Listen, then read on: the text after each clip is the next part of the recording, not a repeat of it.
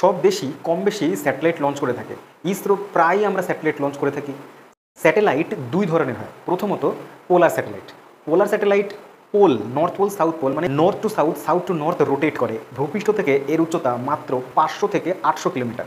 কম উচ্চতা হওয়ার কারণে এর উপরে গ্র্যাভিটেশনাল পুল বা মাধ্যাকর্ষণ শক্তির প্রভাব বেশি হওয়ার কারণে এর স্পিড বেশি হয়। 84 মিনিটে পৃথিবীকে একবার প্রদক্ষিণ করতে পারে। এই ধরনের স্যাটেলাইট আমরা ওয়েদার ফোরকাস্টিংয়ে ইউজ করে থাকি। সেকেন্ড নাম্বার হচ্ছে জিও স্টেশনারি মানে যে কোনো একটা জায়গা স্টেশন থাকে। এটি পৃথিবীর রোটেশনাল স্পিডের সাথে সেম স্পিড, তার কারণ ভূপৃষ্ঠ থেকে এর উচ্চতা 36,000 কিলোমিটার। তাই গ্র্যাভিটেশনাল পুল বা স্মল জি এর মান এখানে কম হয়, সেই কারণে এর স্পিডটা পৃথিবীর স্পিডের সাথে সেম হয়। তাই একটা জায়গায় যেখানে লঞ্চ করা হবে, যেখানে স্টেশন করা থাকবে, সেখানেই টিকে থাকবে, পৃথিবীর স্পিডের সাথে এর রোটেট করতে থাকবে ওয়েস্ট টু ইস্ট।